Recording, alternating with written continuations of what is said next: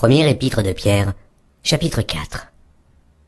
Ainsi donc, Christ ayant souffert dans la chair, vous aussi, armez-vous de la même pensée, car celui qui a souffert dans la chair en a fini avec le péché, afin de vivre non plus selon les convoitises des hommes, mais selon la volonté de Dieu, pendant le temps qu'il lui reste à vivre dans la chair.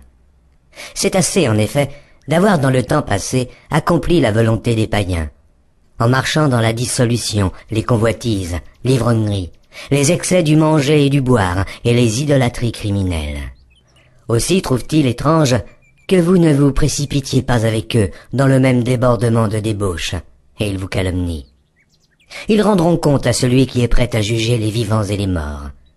Car l'évangile a été aussi annoncé aux morts, afin que, après avoir été jugés comme les hommes quant à la chair, ils vivent selon Dieu, quant à l'esprit.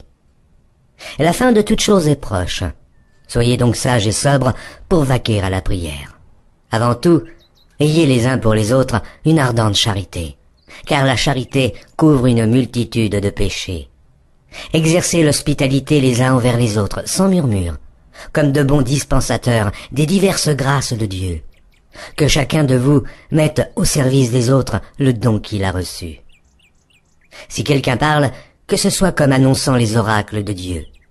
Si quelqu'un remplit un ministère, qu'il le remplisse selon la force que Dieu communique, afin qu'en toute chose, Dieu soit glorifié par Jésus-Christ, à qui appartiennent la gloire et la puissance, au siècle des siècles.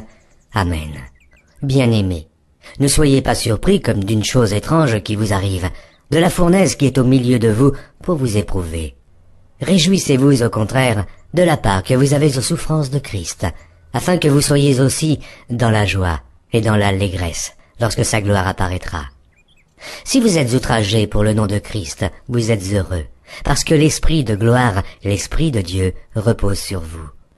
Que nul de vous, en effet, ne souffre comme meurtrier, ou voleur, ou malfaiteur, ou comme s'ingérant dans les affaires d'autrui. Mais si quelqu'un souffre comme chrétien, qu'il n'en ait point honte, et que plutôt il glorifie Dieu à cause de ce nom. Car c'est le moment où le jugement va commencer par la maison de Dieu. Or, si c'est par nous qu'il commence, quelle sera la fin de ceux qui n'obéissent pas à l'évangile de Dieu? Et si le juste se sauve avec peine, que deviendront l'impie et le pécheur? Ainsi que ceux qui souffrent selon la volonté de Dieu remettent leur âme au fidèle Créateur en faisant ce qui est bien.